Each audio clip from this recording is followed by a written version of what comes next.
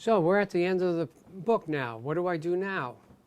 Well, I go back and I review, and I get it so that I play everything better. And there are certain things that are easier to you and to myself, or there are certain things that are harder. So you review more the parts that are giving you problems, but make sure you review everything. To continue getting better at reading, what it said on page 123 was very, very important. Find material to read. Not just material to practice, but material and melodies to read. The more melodic and the more rhythmic these melodies will progress to, the better you'll be able to recognize almost any type of rhythm, and you'll be able to play the notes without looking or searching for them with your eyes. And how do you do that? Also, you practice these major scale fingerings. It is important that you practice these 5 major scale fingerings. In the book, it is called 4 major scale fingerings, but I'll call it 5 because we have 2 types of fingering type 1. Let's go to the second position. To me, there are 2 fingering type 1s. One is C, that's 1, and then there's 1A. There's fingering type 2, fingering type 3, and fingering type 4. From these fingerings, you will be able to play eventually 12 major scales in one position. But that's in another book. Get these fingerings down. Start to get the notes on each of these positions. You should be able to read fairly well in second position, and not as well in third and fourth or first position, but continue working at that, and you'll be able to read all the way in keys from this position to this position. Also meaning that you would be able to read melodies that have a range from here to here, because that's the fourth position. It will become clearer as you start to get more used to these major scales, the fingerings, the fretboard, the notes on the frets, the chords.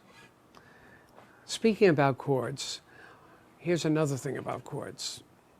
You have mostly learned chords that have either the root or the fifth in the bass.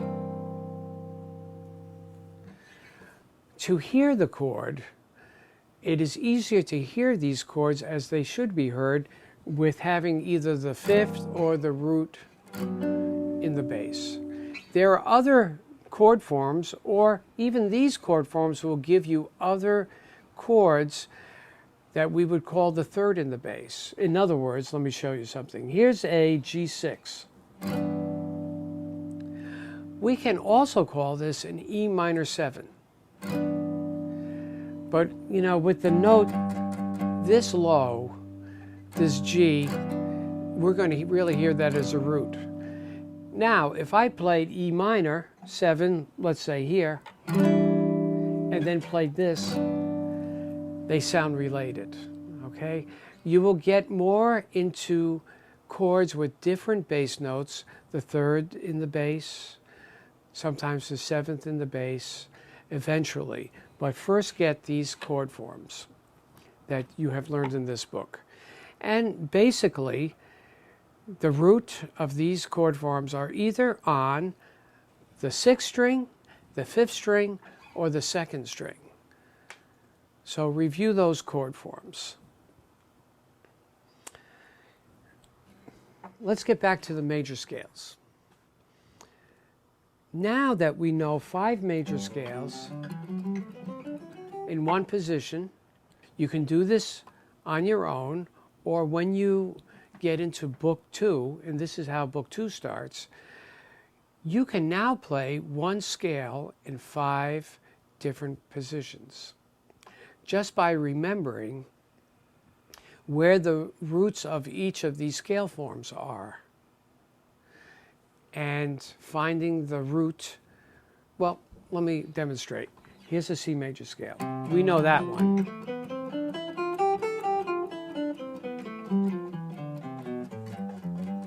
Fingering type 1. Remember that fingering type 2 had root on the 6th string with our second finger. Let's find C on the 6th string with our second finger. Now we can play C major scale here.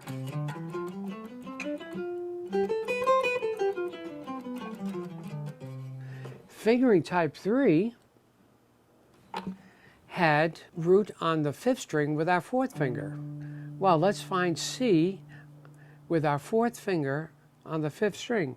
We can go all the way to this C.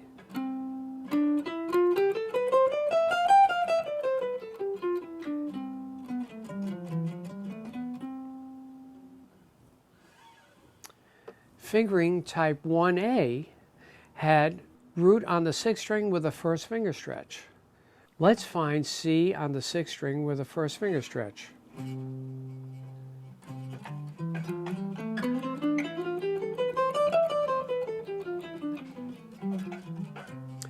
And fingering type 4 has root on the 6th string with our 4th finger.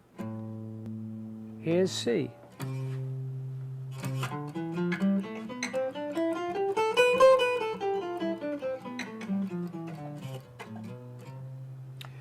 So now I'll play C in 5 positions. 2nd position.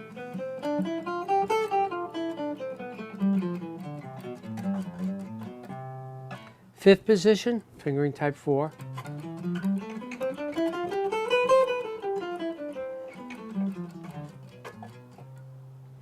Seventh position.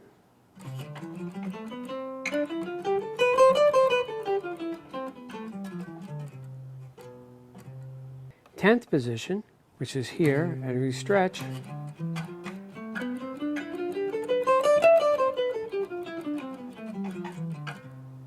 And 12th position.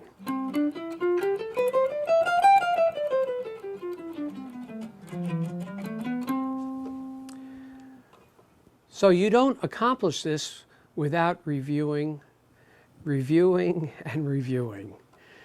I would break this book in 2 sections, as we have in this time that I've spent with you, and review, let's say, all the technical exercises in the first part, the picking etudes, and start to read in first position right from the very beginning for part of my exercises. And then the other part of my practicing, I would go to the page 60 and review from there on, where you start with the in position movable scale forms. So I wish you good luck with this, and good luck with your guitar playing. And now we're all students of Bill Levitz. Thank you very much.